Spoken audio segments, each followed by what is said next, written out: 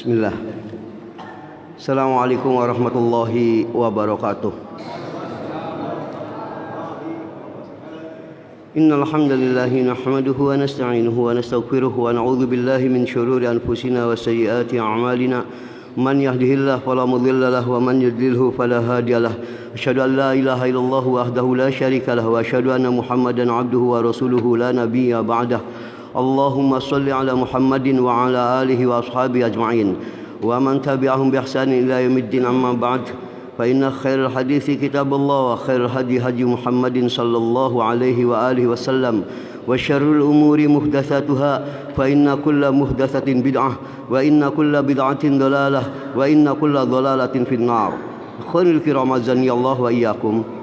Kajian kita malam hari ini adalah bagian terakhir dari kerugian bid'ah dan ahlul bid'ah. Materi kita yang terakhir saya telah menyebutkan beberapa poin kenapa ahlul bid'ah menjadi orang yang paling merugi perbuatannya, yang paling banyak menyesal kelak di yaumul hisab. Ada beberapa alasan. Saya telah menyebutkan 6 perkara, di mana yang terakhir yang ingin saya ulang sebagai persepsi adalah pelaku bid'ah kelak mereka orang-orang yang akan terusir dari al-haud, telaga Nabi sallallahu alaihi wasallam. Dalam hadis sahih dikisahkan bahwa Nabi kita sallallahu alaihi wasallam kelak akan menunggu umatnya untuk mendapatkan syafaat di al-haud, di telaga beliau, suatu telaga khusus yang airnya lebih putih dari susu, lebih manis daripada madu. Orang yang meminumnya satu kali saja tak akan pernah haus selama-lamanya. Pada saat itu Nabi kita sallallahu alaihi wasallam menunggu di sana umatnya datang berbondong-bondong menuju kepada beliau. Lalu apa yang terjadi?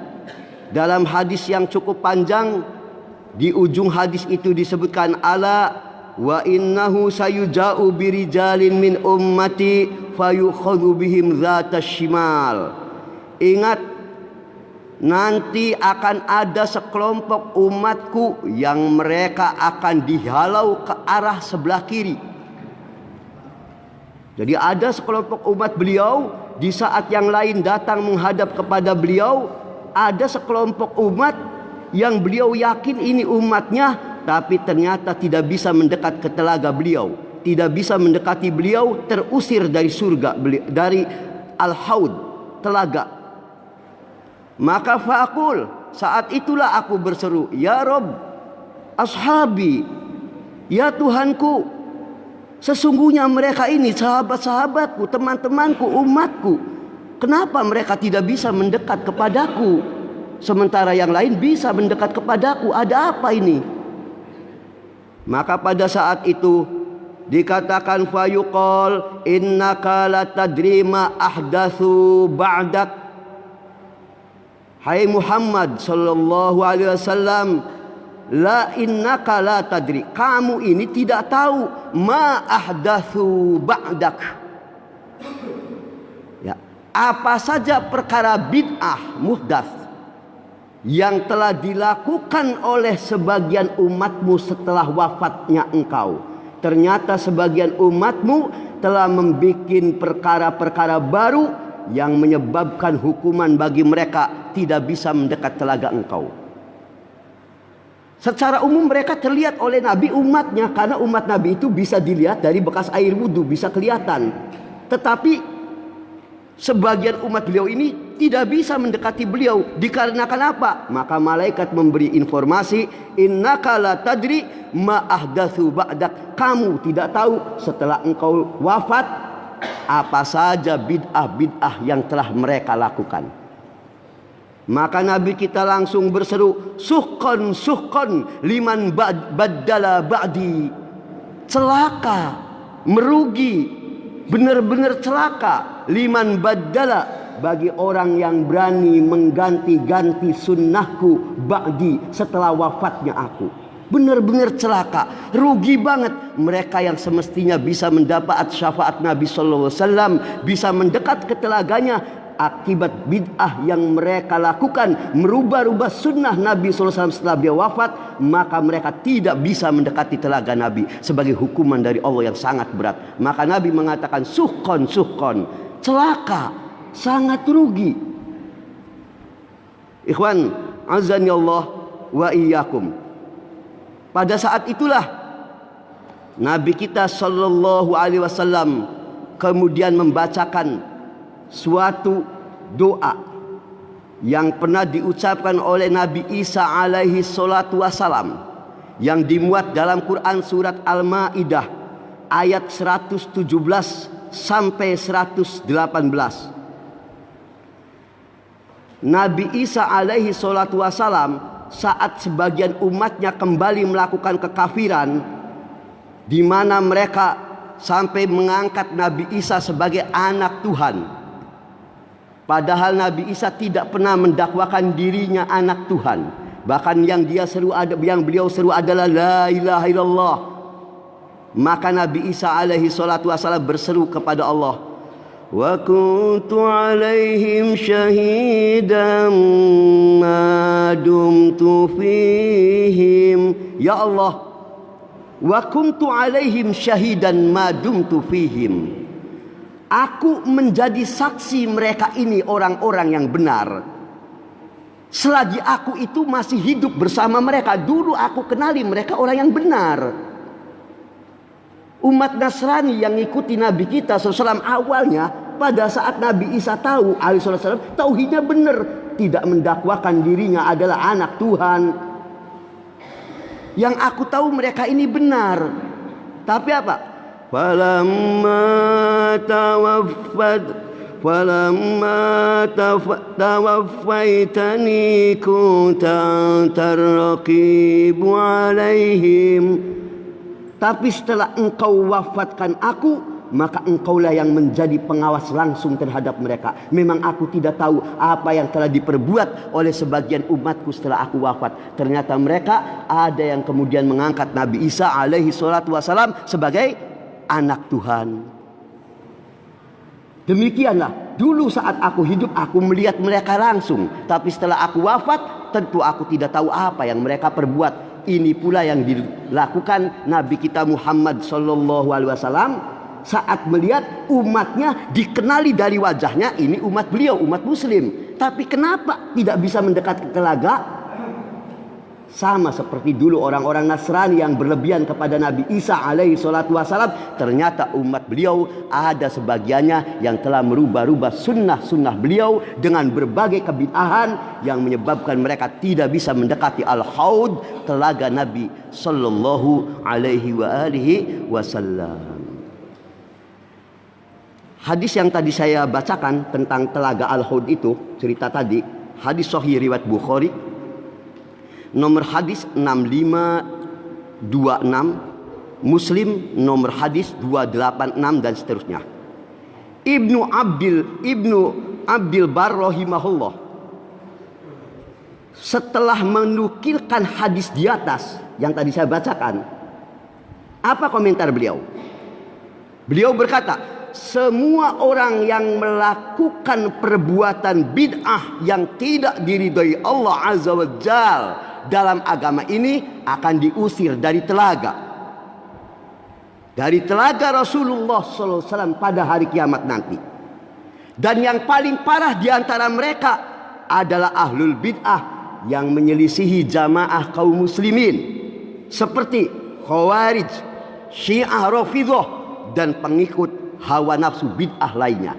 Demikian kata Imam Ibnu Abdil Bar rahimahullah pada saat menjelaskan hadis tadi, sebagaimana terdapat dalam kitab Syarah Az-Zarqani alal Muwatta Imam Malik juz 1 halaman 65. Mereka ini golongan-golongan ahlul bid'ah dari umat ini.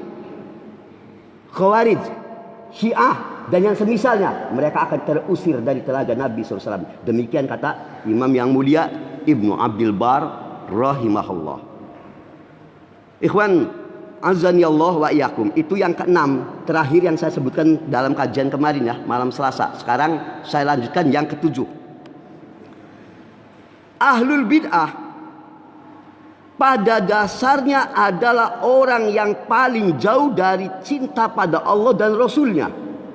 Di antara karakteristik menarik yang antum bisa simak hari ini, dimanapun antum melihat ahlul bid'ah, yang aneh slogan mereka ketika melakukan kebid'ahan, kami cinta Allah, kami cinta Rasul. Bahkan terkadang mereka bikin jaket pengagum Rasul, penjunjung Rasul, cinta Rasul dan sebagainya. Yang aneh, bersamaan dengan itu mereka orang yang paling jauh dari sunnah Rasul Sallallahu Alaihi Wasallam. Maka di antara keburukan ahlul bid'ah, mereka sebetulnya pada hakikatnya ahlul bid'ah adalah orang yang paling jauh dari kecintaan Allah dan Rasulnya. Karena itu Allah Ta'ala berfirman dalam Quran surah Ali Imran ayat 31. Ali Imran 31. Bismillah. Bismillah. Qul in kuntum tuhibbuna Allah fattabi'uni. Qul in kuntum, katakan hai Muhammad sallallahu alaihi wa alihi wasallam kepada mereka, in kuntum tuhibbuna Allah, sekiranya mereka benar cinta pada Allah, fattabi'uni, ikuti sunnah-sunnahku. Tidak ada orang disebut cinta kepada Allah sampai dia mau mengikuti sunnah Rasul Sallallahu Alaihi Wasallam. Kalau dia menyatakan aku cinta Allah, selamanya anda tidak disebut cinta pada Allah tanpa anda mengikuti sunnah-sunnah Nabi SAW. Bagaimana dia ngomong saya cinta kepada Allah, justru kepada orang yang celananya cingkrang mereka marah, bahkan mengolok-olok sebagai golongan celana cingkrang. Padahal Nabi SAW sendiri yang menegaskan tidak bolehnya melabuhkan kain dari mata kaki. Nabi kita SAW orang yang berjenggot. Tetapi mereka kaum muslimin, sebagian kaum muslimin ahlul bid'ah khususnya itu sendiri yang banyak melecehkan mereka yang menerapkan sunnah-sunnah Nabi semacam ini. Bagaimana setelah itu mereka mengatakan cinta pada Allah, tapi sunnah-sunnah Nabinya mereka benci. Maka Allah memberikan barometer pada ayat ini. Qul in kuntum tuhibbunallah fattabi'uni. Katakan, kalau anda benar, bukan cuma mulut anda saja ngaku cinta pada aku, kata Allah, anda punya syarat mutlak. Apa? Fattabi'uni, ittiba'lah pada sunnah-sunnah Nabi Sallallahu Alaihi Wasallam. Baru kalau anda mampu membuktikan itu, yuhibbukumullahu wa yaghfir lakum dzunubakum. Yuhibbukumullah, Allah pun akan cinta padamu. Kalau benar anda cinta sama Allah, buktinya dengan ikut sunnah Nabi Sallallahu Alaihi Wasallam, maka yuhibbukumullah, Allah cinta pada anda, wa yaghfir lakum dzunubakum, dan Allah akan ampuni dosa-dosa yang anda perbuat. Ibnu Katsir rahimahullah pada saat menjelaskan ayat ini dalam tafsirnya juz 2 halaman 32 mengatakan, hadhil ayatul karimah hakimatun ala kulli man idda'a mahabbatallah. Ayat ini menjadi barometer untuk siapapun yang mengaku-ngaku dirinya cinta kepada Allah, walaisa huwa ala tariqatil Muhammadiyah, tapi dia tidak mengikuti sunnah Nabi Muhammad Sallallahu Alaihi Wasallam, ngaku cinta sama Allah tapi perbuatannya sunnah Nabinya nggak mau diikutin. Maka apa? Fa innahu kadzibun fi da'wahu fi nafsil amri, dengan sendirinya pengakuan dia cinta pada Allah itu adalah pengakuan bohong, dusta. Ayat ini jadi barometer. Siapapun yang dia ngaku cinta pada Allah tapi thariqah Muhammadiyah, jalan sunnah Nabi SAW tidak mau dia tempuh, maka apa tadi akhwan? Kadzibun fi da'wah, dusta omongannya. Hatta yattabi asy-syar'al Muhammadi wad dinan nabawi, sampai orang ini membuktikan dia ini mau mengikuti syariat dan agama Muhammad sallallahu alaihi wasallam fi jami'i aqwalihi wa ahwalihi, baik dalam ucapannya maupun dalam tingkah lakunya. Cara dia ngomong sesuai dengan sunnah Nabi, amalannya sesuai dengan sunnah Nabi, lalu dia katakan aku cinta pada Allah, baru terbukti Anda benar, maka Allah pun akan cinta sama Anda dan Allah akan ampuni dosa-dosa Anda. Tapi dibuktikan dengan mengikuti sunnah Nabi sallallahu alaihi wa alihi wasallam. Karena itu ikhwan, ahlul bid'ah sebetulnya orang yang paling jauh hakikatnya dari cinta pada Allah dan Rasulnya. Keburukan ahlul bid'ah ini, bohong ucapannya. Bagaimana dikatakan cinta kepada Allah dan Rasulnya? Nabi memperingatkan setiap bid'ah adalah sesat, kesesatan itu adalah di neraka. Setiap kali ada dai yang mengingatkan itu, komentarnya apa? Wahabi, bukannya sami'na wa ata'na. Bahkan hadis semacam itu mulai dilecehkan. Enggak ada lagi nih, kalau dai Wahabi mah pasti fa inna khairul hadisi kitabullah wa baru innal Wahabi, baru innal hamda udah Wahabi. Belum apa-apa. Ini bagaimana setelah itu mereka mengaku cinta Allah, cinta Rasul. Innalillahi wa inna ilaihi raji'un. Ya. Itu yang ke-7. Sekarang yang ke-8. Bid'ah dan ahlul bid'ah adalah sumber utama pemecah belah umat. Ini yang lagi-lagi terjadi keajaiban kepada kita. Hari ini kebalik, ahlul bid'ah kadang menuduh ahlus sunnah salafi kita ini sebagai pemecah belah. La haula wala quwata illa billah. Bagaimana orang yang menyeru agar orang kembali kepada tauhid, agar orang menyeru kepada sunnah, agar orang menjauhi syirik, agar orang menjauhi bid'ah, agar orang taat, agar orang menjauhi maksiat, dikatakan pemecah belah. Sementara mereka yang biasa melakukan kesyirikan, yang senang memuja-muja kubur, yang dekat-dekat kepada kebid'ahan, memuji-muji para tokoh-tokoh bid'ah, lalu menyebut dirinya pemersatu umat. Bagaimana ini bisa terjadi? Adakah pantas orang yang memecah belah dari agama, memecah belah dari sunnah, memecah belah dari tauhid, justru mereka menyebut dirinya pemersatu, dan orang yang justru mengingatkan agar kita terus tersambung dengan kitab, sunnah dan pemahaman salaful ummah dianggap pemecah belah. La haula wala quwata illa billah. Karena itu Nabi kita sallallahu alaihi wasallam mengingatkan dalam banyak hadis yang menunjukkan pada dasarnya ahlul bid'ah ini yang pemecah belah umat. Saya ingin sebutkan dulu salah satu ayat yang bicara tentang ini. Siapa yang disebut pemecah belah umat? Sebab ikhwan, subhatnya ahlul bid'ah itu begitu. Menyebut yang kalau ada mulai dakwanya kita ingatkan, awas ini bid'ah, syirik. Antum jangan mecah belah umat dong. Kenapa antum diam saja kepada justru orang yang nyeru pada bid'ah? Antum gak komentar, bahkan antum mendukung. Sementara yang memperingatkan dari bahaya ini, antum sebut pemecah belah. Itu karena mereka sebutnya demen dan mereka gandrung kepada kesyirikan dan kebid'ahan. Jangan tertipu. Terkadang mereka melemparkan. Mereka yang melakukan, mereka pemecah belah, tidak disebut pemecah belah kecuali kalau mereka keluar dari tauhid dan keluar dari sunnah. Kalau orang yang ngajak Quran dan sunnah dengan pemahaman salaf, itu justru harus disebut penyatu umat, bukan pemecah belah.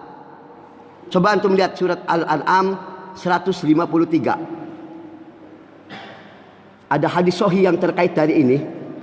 Pada saat itu Rasulullah SAW sedang berada di antara sahabat-sahabatnya. Lalu beliau di tanah membuat satu garis lurus di tanah. Satu garis lurus. Kemudian di kanan dan kiri garis lurus ini Nabi membuat lagi garis-garis yang lain. Banyak itu. Kanannya ada garis-garis dibikin oleh beliau di tanah. Setelah itu Nabi kita membacakan Quran surat Al-An'am ayat 153. Ini ayatnya. Ini terkait dengan hadis tadi.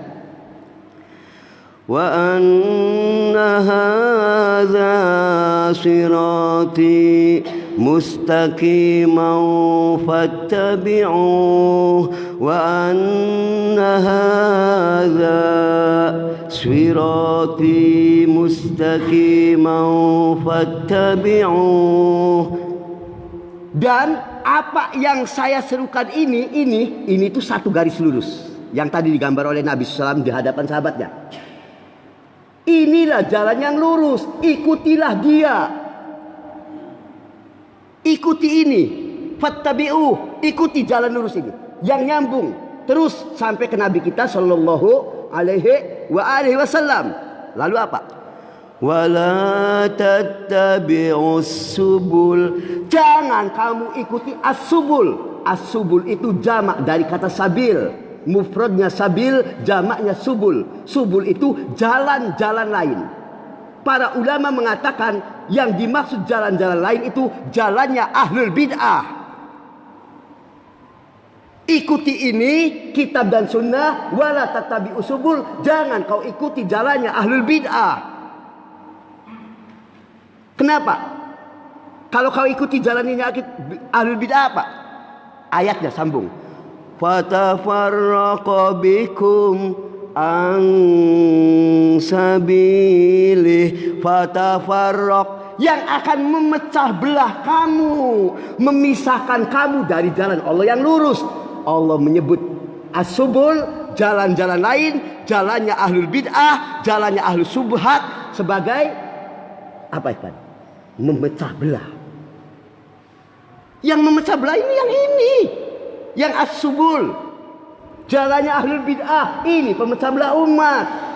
Yang suka ngajak-ajak orang minta-minta berdoa di kuburan orang-orang soleh yang telah mati, dialah pemecah belah umat. Yang suka menjual raja-raja, jimat-jimat dan sebagainya, dialah pemecah belah umat. Yang suka menyeru kepada kebid'ahan, dialah pemecah belah umat. Sementara yang menegakkan sunnah, yang menegakkan tauhid, justru dia tidak pantas disebut pemecah belah, karena yang dia serukan siratal mustaqim, jalan yang lurus, jangan dibalik. Hari ini kan kita dikasih subhat, benar. Asal antum ngomong sedikit bid'ah, jangan bikin memecah belah umat di sini. Memecah belah emang siapa yang memecah belah umat? Kenapa tidak antum soroti yang berbuat bid'ah? Antum diam saja.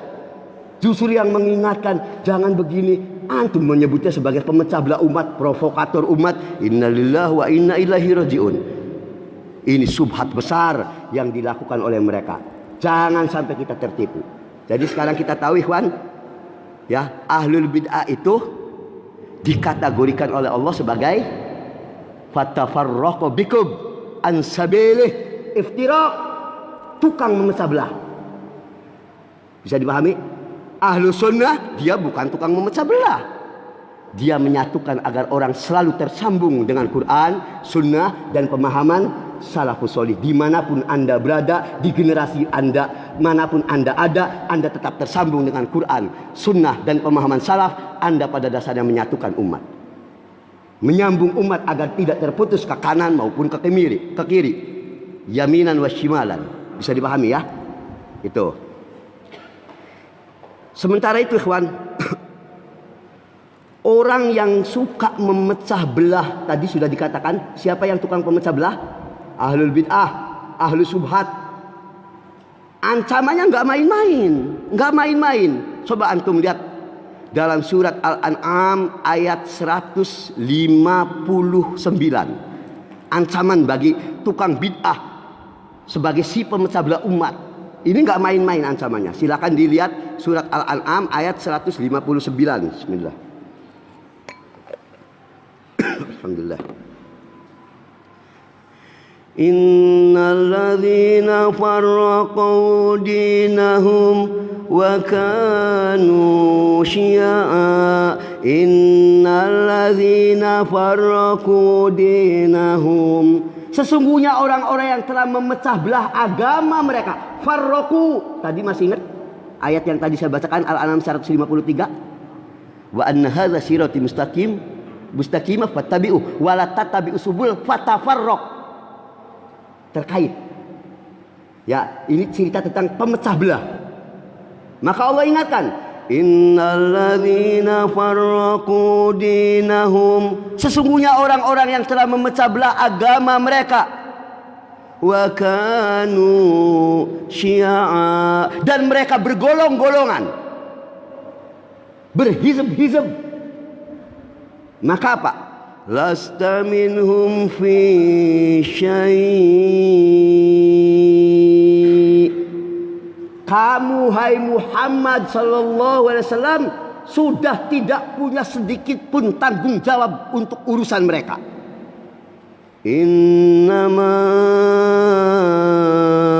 amruhum ilallah. Biarkan perkara mereka itu serahkan padaku. Ikhwan, bahasa ini ditujukan kalau kasus-kasus besar, antum punya anak buah, urus masalah ini, anak buah antum nyerah, nggak sanggup. Biasanya apa yang ngapung? Biar ini urusan anak yang harus turun tangan nih. Beda kasusnya, karena perkara berat. Betul? Perkara iftiraq ini perkara berat. Sampai kata Allah, apa tadi? Orang yang suka memecah belah, tadi dikatakan apa? Lasta minhum fi syai'. Kamu sudah tidak lagi punya tanggung jawab atas mereka. Innama amruhum ilallah. Sesungguhnya biarkan perkara mereka itu ada pada aku, Allah. Karena mereka sudah kelewatan. Aku yang akan langsung mengambil tindakan. Jangan main-main. Kalau bid'ah ini, subuhat bid'ah, langsung perkaranya berat. Ya, Abu Hurairah radhiyallahu anhu saat menafsirkan ayat yang tadi barusan saya baca, mana yang saya baca itu tadi? Yang tadi, ya, urusan mereka itu urusan Allah, mengatakan nazalat fi hadhil ummah. Ayat ini turun berkaitan dengan umat ini, yaitu apa? Umat Islam juga, yaitu para pelaku bid'ah. Tapi waqala Abu Ghalib an Abi Amamah, berkata pula Imam Abu Ghalib dari Abu Umamah tentang tafsir ayat tadi, humul khawarij. Salah satu di antaranya adalah khawarij. Ayat tadi ditujukan khawarij. Contohnya, khawarij ini mereka yang gampang mengkafirkan pemerintah yang muslim, dohirnya dan seterusnya, termasuk perkara berat. Maka innama amruhum ilallah, sampai perkaranya Allah ambil langsung. Berat kasus ini. Jangan main-main bid'ah itu. Makanya kenapa iblis lebih senang orang berbuat bid'ah dibandingkan orang berbuat maksiat biasa. Sebab kalau perkara-perkara bid'ah sangat besar kasusnya, sampai Allah turun tangan langsung. Karena beratnya perkara bid'ah. Bisa dipahami, ikhwan? Makanya hati-hati, jangan meremehkan masalah ini. Selanjutnya yang ke-9. Para pengikut ahlul bid'ah kelak termasuk yang paling menyesal kehidupannya di akhirat, dan mengutuk para pembimbing, para mursyid, para guru, para kiai, atau orang-orang yang dianggap dulu menuntunnya jalan yang lurus, ternyata mereka penyesatnya. Tak sedikit kelompok-kelompok sufi dengan sombongnya berkata kepada muridnya, ikuti aku, nanti aku yang akan bertanggung jawab di hadapan Allah. Muridnya dibohongi dengan begitu, dikadalin.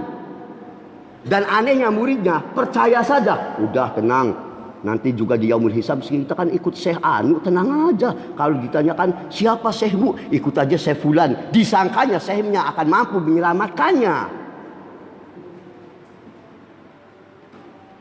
Coba antum lihat surat Al-Ahzab ayat 66 sampai 68. Betapa orang itu kelak di yaumul hisab yang paling banyak menyesal ketika mereka tahu di akhirat orang yang selama ini ditokohkannya, dianggap mursyidnya, dianggap gurunya, dianggap orang yang membimbing jalan yang lurus, ternyata mereka ahlul bid'ah yang telah menyesatkan jalan hidupnya. Antum lihat surat Al-Ahzab ayat 66 sampai 68. Yauma tuqallabu wujuhuhum finnar, yauma tuqallabu wujuhuhum finnar. Ingatlah ketika Allah membolak-balik, memanggang wajah-wajah mereka pada api neraka. Kami bolak-balik wajah mereka, kami panggang dalam api neraka. Yaqulun, seraya mereka berkata apa? Ketika Allah panggang, apa yang mereka serukan?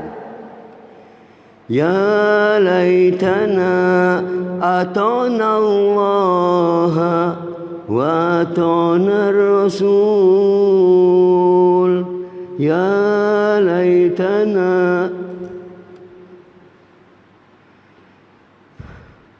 ya laitana, celaka ya Allah, menyesal sekali saya. Atana Allah wa atana Rasul. Alangkah baiknya jika dulu saya waktu hidup di dunia taat pada Allah dan taat kepada Rasul. Wa qalu, dan mereka kemudian melanjutkan penyesalannya dengan berkata apa?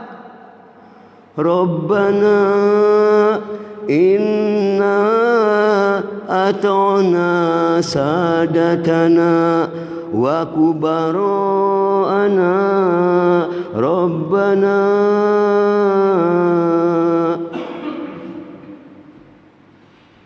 Tuhanku, inna ata'na, saya menyesal ya Allah. Dulu waktu di dunia kami hanya membebek, ikut taat saja kepada siapa? Sadatana wa kubara'ana sadatana. Para ulama menafsirkan sadatana, orang-orang yang dianggap berilmu, ulama-ulama penyesat umat, kiai-kiai penyesat umat, jangan semaknya dengannya. Wa kubara'ana, pemimpin pemerintahan, orang-orang besar, tokoh-tokoh penting. Dua penyesat umat. Pertama, terkadang dari orang yang dipandang alim. Yang kedua, dari tokoh-tokoh pemerintahan. Keduanya berpotensi menyesatkan umat. Inilah yang menyebabkan tangisan orang di yaumul hisab. Maka antum lihat, Rabbana inna ata'na sadatana wa kubara'ana.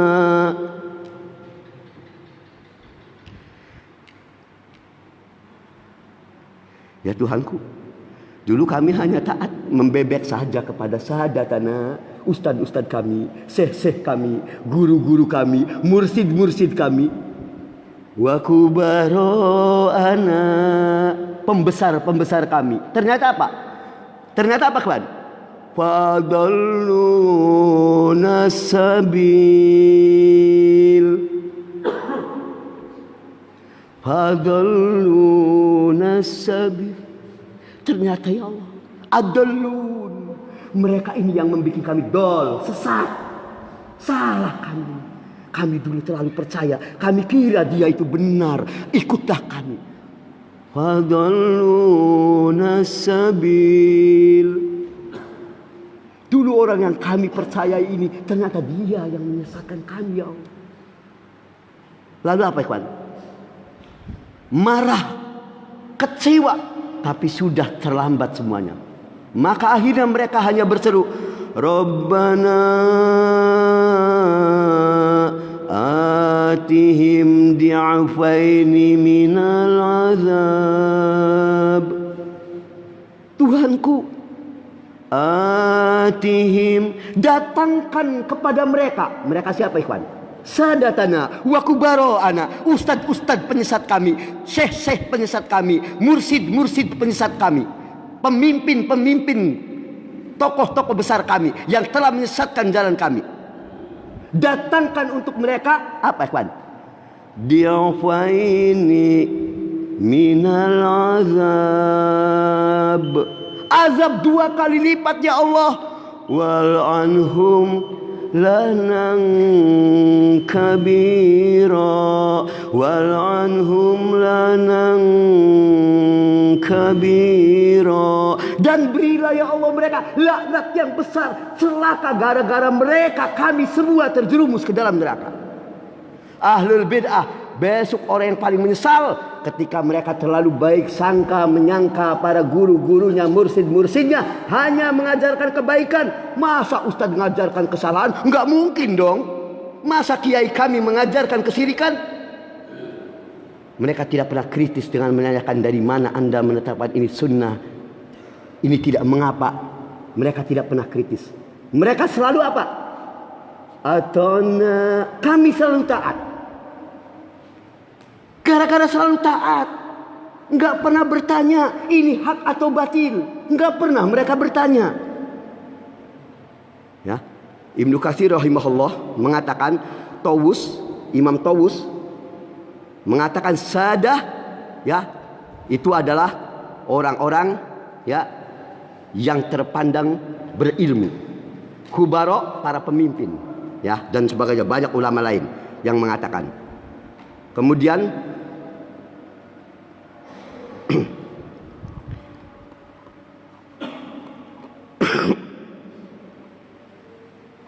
yang ke-10 ya, terakhir ke-10, tanggung ya, satu lagi.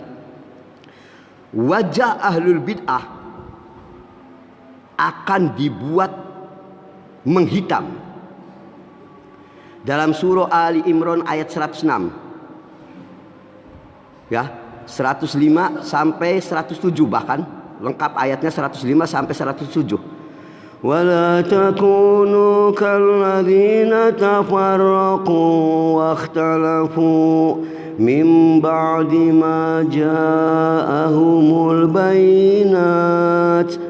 Janganlah kalian seperti orang-orang yang suka iftiraq, ikhtilaf setelah datang kepada mereka al-bayinat, hujjah, bukti-bukti yang kuat.